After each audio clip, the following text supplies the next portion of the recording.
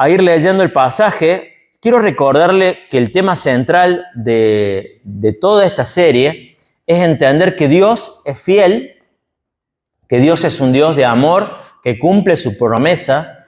Por lo tanto, nosotros debemos confiar y obedecer. Como dice el himno, ¿no? ¿Cómo dice el himno, don Andrés? Ayúdale, Pablo. En Jesús. Para andar en la luz. Vamos a ver si lo convencemos los hermanos del Ministerio de la Alabanza, a ver si lo hacen algún domingo. Si no, lo vamos a poner a Andrea a dirigir la alabanza. Bueno, bárbaro, gracias, hermano. Bien, entonces así, Dios es fiel y Dios es un Dios de misericordia. Por lo tanto, nosotros debemos obedecer y confiar. Bueno, vamos a leer paulatinamente la historia y vamos a tratar de entender los principios, lo que Dios nos quiere hablar hoy. Dice Génesis 17, en el versículo 1, dice: cuando Abraham tenía 99 años, el Señor se le apareció y le dijo. Paremos ahí un poquito, ¿bien? Recordemos, Abraham, Dios se le apareció ya hace bastantes años, hace por lo menos 30, 40 años atrás, en el capítulo 12, y le dijo: tenés que dejar tu familia, tenés que irte a la tierra que te voy a mostrar, y yo te voy a bendecir, te voy a dar una familia grandísima y te voy a dar una tierra. ¿Bien? La cuestión es que pasó muchísimo tiempo, muchísimos años. Abraham ya es un hombre anciano y no tiene ni hijos ni tierra, y ha pasado por situaciones difíciles como hambre, como guerras. ¿Bien? O sea, Dios se le apareció, le prometió algo y las cosas parecen que no se cumplen. ¿Dónde está el Dios de la promesa? Bueno, acá vemos que el Dios de la promesa sale al encuentro y le dice lo siguiente: yo soy el Dios Todopoderoso, vive en mi presencia y sé intachable. Esa palabra ahí, yo soy el Dios Todopoderoso, es lo que en hebreo es yo soy El Shaddai. Bien, que quizá han escuchado alguna vez ese término. La palabra El Shaddai significa el todo suficiente, el todopoderoso, el soberano, ¿no? Vemos que ante la situación de agonía, porque imagínense, pónganse en un minuto, yo lo he dicho muchas veces, cuando leemos textos narrativos, tenemos que tratar de tener una lectura existencial, es decir, tratarnos de poner en las zapatillas, en los zapatos de la persona que está viviendo lo que se está narrando. Dios le había prometido algo y Dios no lo ha cumplido todavía. Entonces Dios le aparece, mira, y le dice: yo soy todopoderoso, suficiente, vive en mi presencia y sé intachable. Dios se revela a sí mismo. Recuérdense que Abraham, la Biblia de Abraham era muy chiquitita, ¿no? ¿Cuántos capítulos habían pasado? 16 nomás, ¿está? Conocía muy poco. En realidad no había Biblia, lo digo un poco en forma de chiste, pero no había Biblia en ese momento. Él tenía un conocimiento muy limitado de Dios. Entonces, estas circunstancias le ayudan a conocer a Dios y confiar en Él. Ahora, fíjense lo que Dios le dice, vive en mi presencia y sé intachable. Vive en mi presencia y sé intachable. Aquí vemos la necesidad de la obediencia. Dios sale al encuentro, Dios lo bendice, Dios le promete, pero Abraham también tiene que hacer su parte. ¿Bien? Como decíamos antes, Dios es fiel y misericordioso, pero nosotros tenemos que confiar y obedecer. Ahí vemos la necesidad de confiar en Jesús y obedecer. Lamentablemente en el himno que cantamos recién, el orden es obedecer y confiar en Jesús. En el himno original, yo no sé si el himno no es en alemán, porque hay muchos himnos que son de alemán pasaron al inglés. No sé, la verdad que no lo investigué, ¿no? Pido perdón por eso, no es ayuda y me puede corregir. Pero en inglés es al revés. Dice confiar, empieza por confiar y luego obedecer. Ese es el orden correcto. Esas son las dos cosas que tienen que estar juntos en nuestra respuesta hacia Dios. confiar y obedecer. Y Dios le dice, debes caminar delante de mí y ser intachable. ¿Qué significa ser intachable? A ver los chicos que están re despiertos. Daniel. Muy bien. Estamos cerca. Ahora, ¿Abraham era un hombre sin pecado? No. Intachable es alguien, digamos, que no tiene de qué reprender, no tenemos de qué agarrarlo. No tenemos de qué... una persona, básicamente una persona íntegra. Una persona que sigue a Dios. No es una persona que no tiene errores, que no tiene pecados, pero es una persona que es de una sola pieza. ¿Bien? Hay un autor, perdón, ¿cómo? Ha sido declarado justo por Dios, diría Pablo, mucho más adelante. ¿Bien? Pero bueno, como diría un autor, hay un autor que dice, cuando nadie me ve, puedo ser o no ser. ¿Bien? El asunto es, ¿quiénes somos o cómo somos cuando nadie nos ve? ¿Bien? ¿Somos intachables? ¿Somos irreprensibles? ¿Somos íntegros? ¿O depende de quién nos vea? La realidad es que ¿hay algún momento cuando nadie nos ve? No, porque Dios es el Dios que siempre nos ve. Ahora, seguimos un poco con la historia y acá entendemos que Dios sale a la presencia, al encuentro de Abraham y continúa el texto. Fíjense el versículo 2 dice, así confirmaré mi pacto contigo y multiplicaré tu descendencia en gran manera. Otra vez de vuelta a Dios recordándole a Abraham que iba a cumplir su promesa. A ver, ya habían pasado muchos años, ya lo había escuchado muchas veces en el capítulo 12, en el capítulo 15. A ver, cuando Dios te dice tantas veces algo, o le crees, ¿no? O entras en una incredulidad como diciendo, che, escúchame, hace 50 años me venía diciendo que me va a dar hijo, y no me lo das. ¿Qué pasa? Bueno, y Dios le dice, tú serás el padre de una multitud de naciones. Ya no te llamarás Abraham, sino que ahora en adelante tu nombre será Abraham, porque te he confirmado como padre de una multitud de naciones. Te haré tan fecundo que de ti saldrán reyes y naciones. Estableceré mi pacto contigo y con tu descendencia como pacto perpetuo por todas las generaciones. Yo seré tu Dios y el Dios de tus descendientes. Y a ti y a tu descendencia les daré en posesión perpetua toda la tierra de Canaán, donde ahora andan peregrinando. Y yo seré tu Dios. Fíjense, Dios sale al encuentro y le repite la promesa. Pero la promesa ahora viene hipertrofiada, ¿bien? Porque antes eras, yo te voy a dar una simiente, ¿bien? Pero ahora dice, va más allá.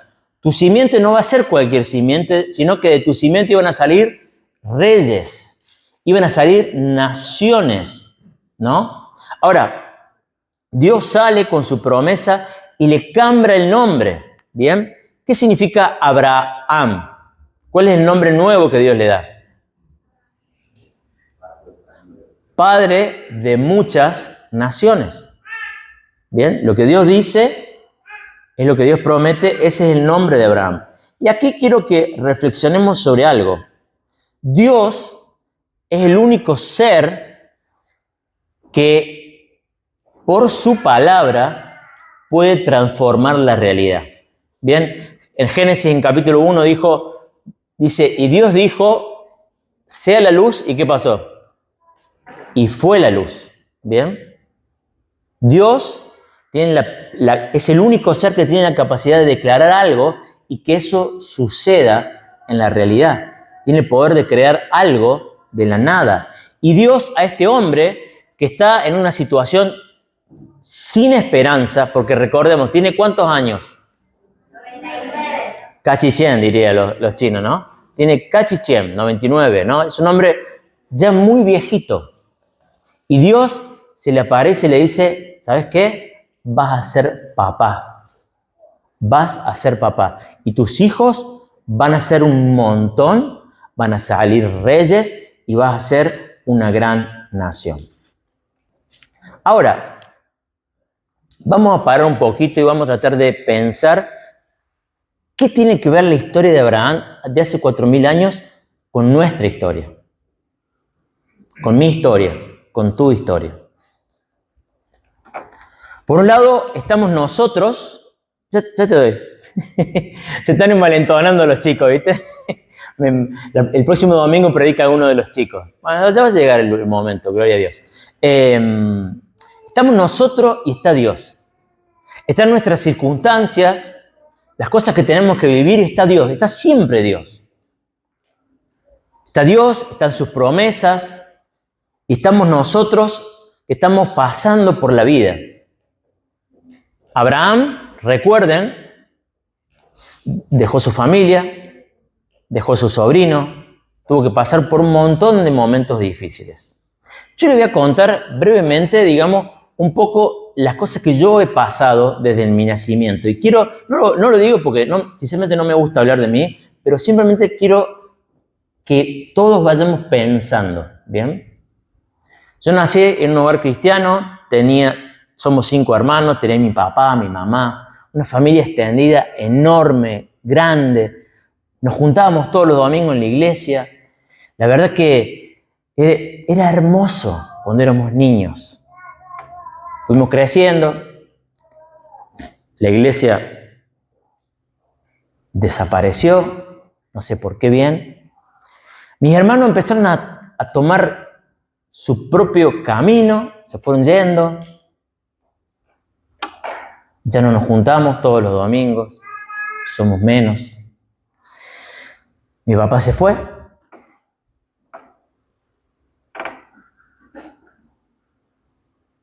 Y la vida, digamos, no es como yo pensaba que iba a ser.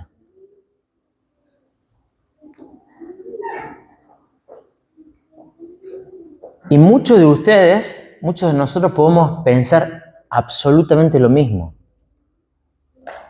Quizá pensaste que el matrimonio iba a durar para siempre, pero no fue así.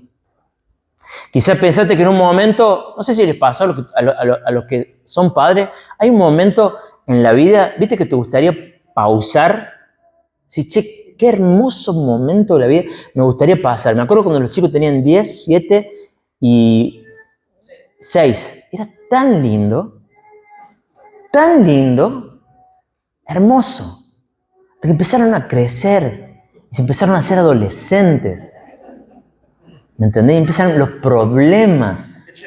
Y aparece el teléfono y la Play, que te lo roban. Vos llegás a tu casa y la Play te lo secuestra. ¿Me entendés? ¿Alguien puede decir que sí, que está pasando por eso? Amén, bueno. Y después van a seguir creciendo y quizás Dios quiera caminen con el Señor, pero esto no lo sabemos. Y después se van a casar, se casarán bien, se casarán mal, se van a quedar en el país, se van a ir afuera del país. En algún momento, hermanos, los que somos casados todavía, en algún momento alguno de nosotros va a fallecer antes que el otro. ¿Y saben qué? Nos vamos a quedar solos. ¿Está? Quédese tranquilo. La parte buena ya viene, ¿está? La parte buena ya viene, ¿bien? Y es ahí donde Dios tiene que hablar a nuestras circunstancias. ¿Quién es Dios para nosotros? ¿Sabes qué? Si Dios no es lo más importante, vamos a estar en problemas. Si Dios no es el Shaddai, el todo suficiente, lo más importante, el que llena tu corazón, ¿sabes qué? Vas a pasar toda tu vida de tristeza en tristeza, porque la realidad es que todo lo que ves, todo lo que te rodea, en algún momento va a cambiar. A veces llegamos a momentos y tenemos un montón de amigos que decimos, che, qué lindo esta amistad, pero de repente la vida nos va separando, ¿no? Entonces hay un momento donde tenemos que asirnos de aquellas cosas que solamente permanecen firmes. ¿Y saben qué? Lo único que va a permanecer firme toda tu vida es Dios y la persona de Jesús. Jesús dijo, he aquí, yo estoy con ustedes hasta el fin del mundo. Anda delante de mí y sé recto, sé intachable. Abraham, desde el primer día hasta el último, hubo una sola persona que fue su compañero. Fíjense en toda la historia. ¿Quién fue? Dios. Abraham perdió a sus padres, perdió a su sobrino, perdió a su esposa. Estuvo así de perder a su hijo. El único que estuvo siempre fue Dios. El Salmo 73, versículo 10 dice, ¿a quién tengo en el cielo sino a ti, Señor? Si estoy contigo, ya nada quiero en la tierra. A ver, hermanos, no quiero que me malinterpreten. Es hermoso la familia. Los cristianos debemos procurar tener familias grandes, muchos hijos y vivir juntos. Tener una iglesia, permanecer en una comunidad, estar lo más que podamos siempre juntos. Pero la realidad es que lo único que es inamovible es Dios. ¿A quién tengo en los cielos yo, sino a ti? Si esto tengo, nada quiero en la tierra. Sigue, dice, para mí el bien es estar cerca de Dios. ¿De qué te sirve tener una gran familia, un montón de cosas, si no está Dios en tu vida? Vamos a continuar. En el versículo 9, Dios hace un pacto con Abraham. Hace un nuevo pacto. Por eso el título del sermón es La republicación del pacto. Dice el versículo 9, dice, Dios también le dijo a Abraham, cumple con mi pacto tú y toda tu descendencia, por todas las generaciones. Y este es el pacto que establezco contigo y con tu descendencia, y que todos deberán cumplir. Todos los varones entre ustedes deben ser circuncidados. Circuncidarán la carne de tu prepucio, y eso será la señal del pacto entre nosotros. Todos los varones de cada generación deberán ser circuncidados a los 8 días de nacido, tanto los niños en casa como los que hayan sido comprados por dinero a un extranjero, y que por lo tanto no sean de la estirpe de ustedes.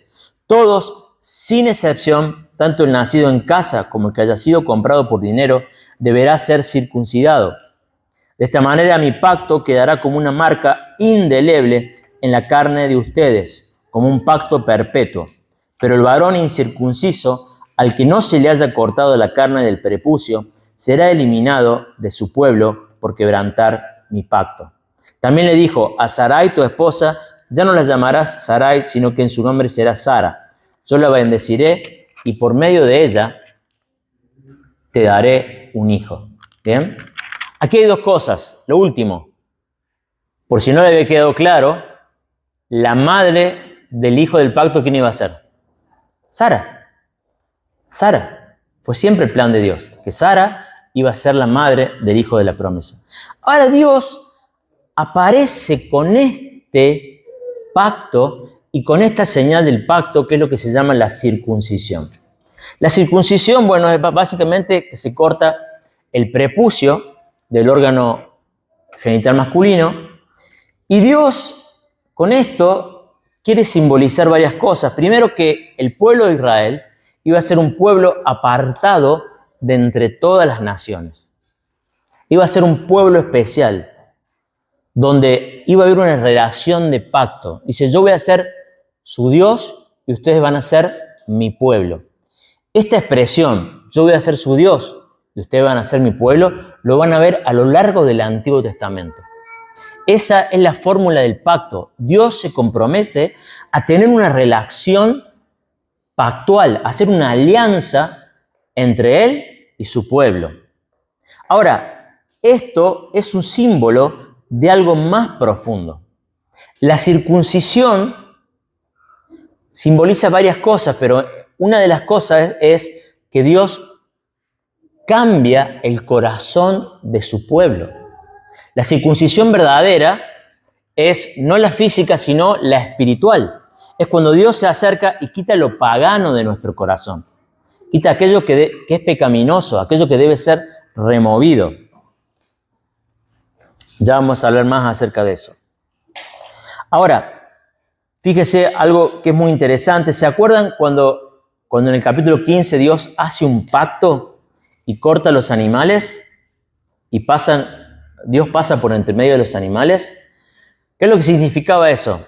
De que si Dios no cumplía con el pacto, la suerte de los animales iba a ser la misma suerte que le iba a devenir a él si no cumplía con el pacto. ¿Se entiende? Bueno, la circuncisión es un pacto con sangre. ¿Bien? ¿Y qué significa? Si no se cumple con los requisitos del pacto, la maldición iba a caer sobre Abraham y simbólicamente sobre su simiente, de lo cual la circuncisión es un símbolo. Ahora, vamos un poco para aplicarlo y para poder entenderlo, para no perderlo un rato. Si se fijan en el Nuevo Testamento, en Colosenses capítulo 2, vamos a ver cuál es la contraparte en el nuevo pacto, o cuál es lo que tiene un significado similar, o diría igual, en el nuevo pacto a la circuncisión. A ver, ¿quién lo puede decir?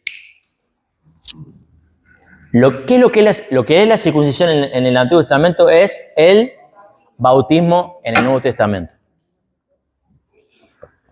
¿De dónde sacó eso? Colosenses capítulo 2, versículo 10 dice: y en él, que es la cabeza de todo poder y autoridad, ustedes han recibido esa plenitud. 11. Además, en él fueron circuncidados, no por mano humana, sino con la circuncisión que consiste en despojarse del cuerpo pecaminoso. Esta circuncisión la efectuó Cristo. Ustedes la recibieron al ser sepultados con él en el bautismo. En él también fueron resucitados mediante el poder de Dios, quien los resucitó de entre los muertos. Fíjense, la circuncisión en el Antiguo Testamento tiene el mismo significado que el bautismo en el Nuevo. En el Antiguo Testamento es la remoción, digamos, Dios quita lo pagano, Dios quita lo que está corrompido y nos da un corazón nuevo. En el Nuevo Testamento, en el bautismo, nosotros hemos muerto y hemos nacido una vida nueva.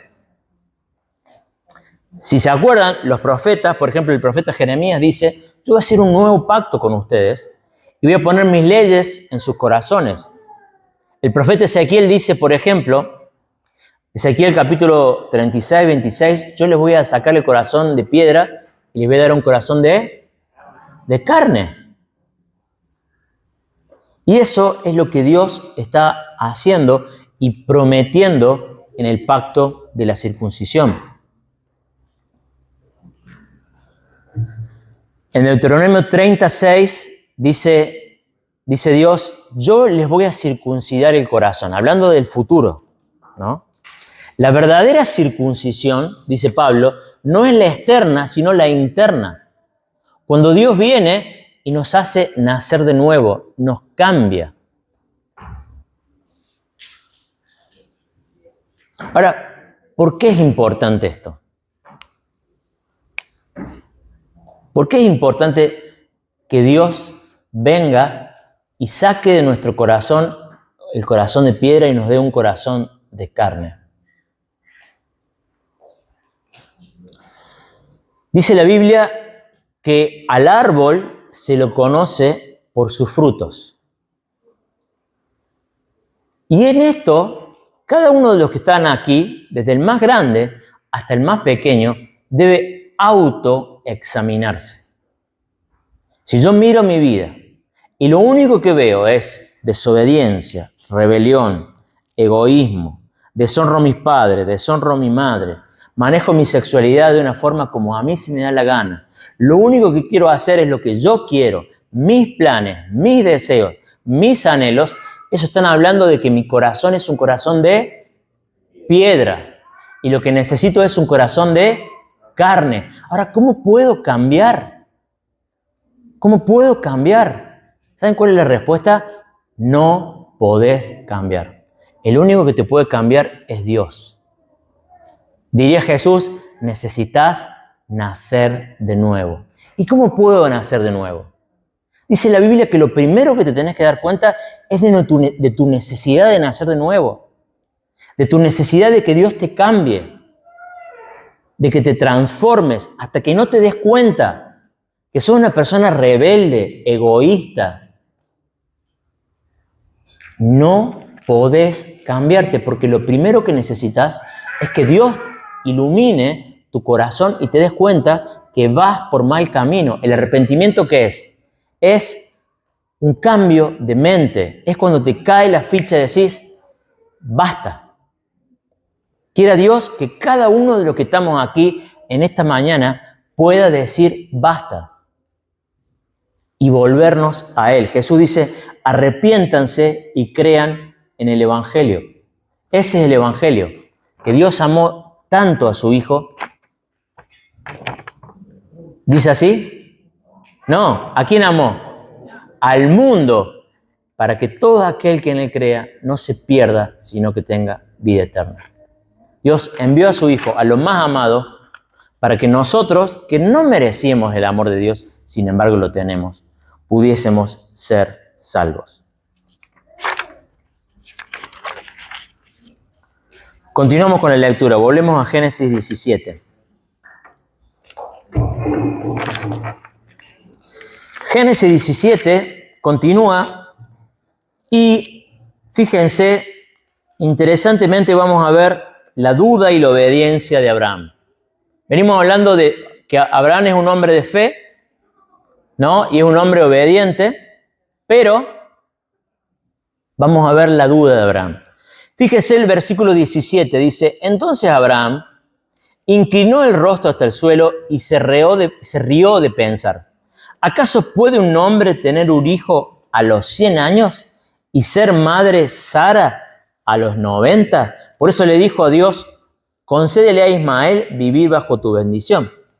¿Bien? O sea, Abraham, digamos, todavía no le había caído la ficha. Él estaba dudando, dice que se rió. ¿Saben qué significa la palabra Isaac? Risa. ¿Bien? Porque, a ver, cualquiera se daría cuenta de que las posibilidades de que ese niño naciera eran ¿cuántas? 0%. No había ninguna posibilidad. No había ninguna posibilidad, salvo por la intervención divina. Ahora, fíjense la obediencia de Abraham. Fíjense en el versículo 22 dice, cuando Dios terminó de hablar con Abraham, se retiró de su presencia. Ese mismo día Abraham tomó a su hijo Ismael, a los criados nacidos en su casa, a los que había comprado con su dinero y a todos los otros varones que había en su casa y los circuncidó tal como Dios se lo había mandado. Abraham tenía 99 años cuando fue circuncidado. Abraham dudó, pero luego ¿qué? Obedeció. ¿Está? Y déjenme decirle algo de la obediencia. La obediencia es la evidencia de la fe. Dice Santiago, la única forma de que vos me podés mostrar que tenés fe es por medio de tus obras. Lamentablemente, católicos y protestantes nos hemos peleado por esto durante años y nos hemos dividido, digamos, pero estas cosas son los dos lados de la misma moneda.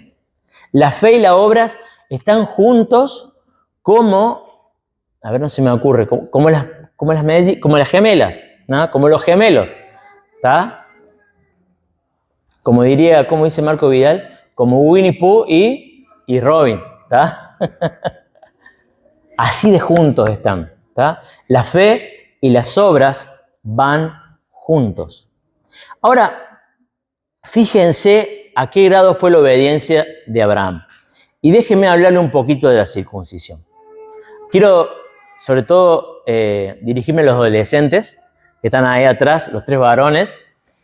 Les cuento algo para un poco llamar su atención. Cuando estuvimos en Angola, una de las prácticas de los angolanos es cuando los chicos llegan a la etapa de la pubertad, el pastor los circuncida a los chicos, bien, y se van un tiempito al bosque a pasar un tiempo para madurar, para crecer en las cosas de Dios, ¿bien? Entonces la cuestión que me tocó a mí, porque el pastor, digamos, dijo, bueno, ya que sos médico, venite y te toca circuncidarlo a vos. Bueno, la verdad que fui y tuve la oportunidad de hacer, nunca había circuncidado a alguien, ¿bien?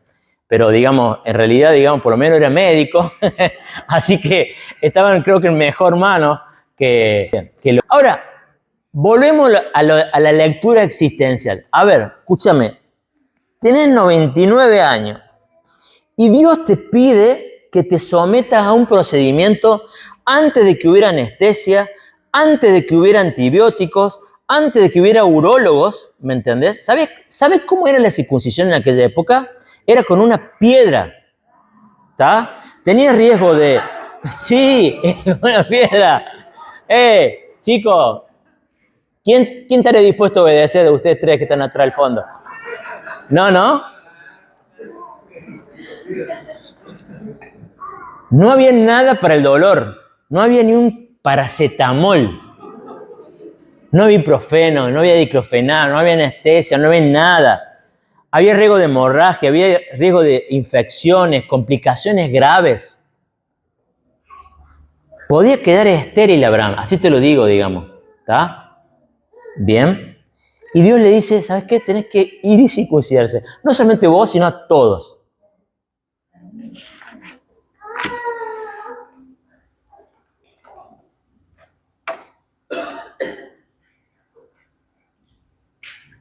El Shaddai se le aparece y lo llama a confiar y obedecer. Y la vida de Abraham es una vida de confiar y obedecer.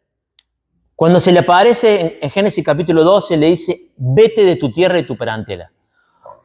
Y Abraham dice, ¿a dónde, Señor? Vos dale, yo ya te voy a mostrar. En Génesis 15 y aquí le dice, yo te voy a dar un hijo. ¿Cómo, Señor? Si somos viejos. ¿Cómo? Vos confía, dale, obedece y confía y dale para adelante. Más adelante vamos a ver que Dios cumple su promesa, nace Isaac y es una celebración increíble, pero Dios le aparece y le dice que se lo dé en sacrificio. Y Abraham dice, ¿por qué, Señor? Y Abraham lo que tiene que hacer, y Dios le responde, dice, vos confía y obedece. La pregunta que tenemos que hacernos, hermanos, ante las diferentes situaciones de la vida, es en qué vamos a confiar. ¿En qué está nuestra esperanza? ¿En qué está tu esperanza? Esta mañana me levanté y leí en Infobae que aparentemente Donald Trump le está por pesar $30.000 millones a Javier Milei. Te voy a mentir si no te digo que me puse contento. Pero ¿sabes qué? Nuestra esperanza no puede estar en $30.000 millones. Bien. Paréntesis. Los cristianos tenemos que tener convicciones firmes. El socialismo nos puede devorar. 20 años de socialismo nos llevó a aprobar la ley del aborto, a la ley del matrimonio homosexual. Y hay un montón de otras cosas de que si los cristianos no nos paramos y hablamos en contra, nos van a llevar puestos. ¿Pero en qué confiamos? ¿Confiamos en nuestras habilidades, en nuestras posesiones, en los gobiernos? ¿O confiamos en el Shaddai, que es fiel y compasivo, que es el Dios de pactos? En los momentos difíciles, las circunstancias nos hablan al corazón y nos preocupamos. El riesgo país se va, el dólar sube, la inflación sube, los chicos no se portan bien, las cosas no van como quisiera. Ahora, el punto más importante es, no importa cuáles son tus circunstancias, en última instancia lo importante es quién es tu Dios y en quién está tu confianza. Dios es el Todopoderoso, Dios es el Dios de pacto, es el Dios que es amor, es el Dios que es misericordioso, que es fiel a su palabra, el Dios que no se niega a sí mismo, el Dios que te acompaña, el que está a tu diestra, El que aunque andes en el valle de sombra de muerte va a estar con vos. El que te va a llevar, el que te va a guiar, el que va a ser tu sombra, el que... Y podríamos recitar todos los atributos de Dios, ¿no? El que es todopoderoso, todo lo conoce, el que actúa al final de cuentas todas las cosas para tu bien, el que no escatimonia a su propio Hijo, cuánto más dará todas las cosas para crear en algún momento que Él considere necesario una senda nueva, abrir un paso en medio del desierto, traer esperanza.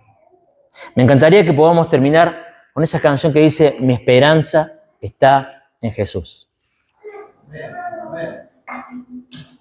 Porque nuestra última esperanza está en Jesús.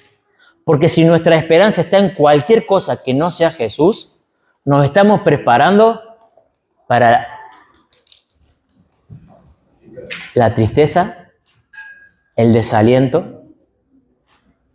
Pero si nuestra esperanza está en Jesús, confiemos que vamos a ser bendecidos. Amén.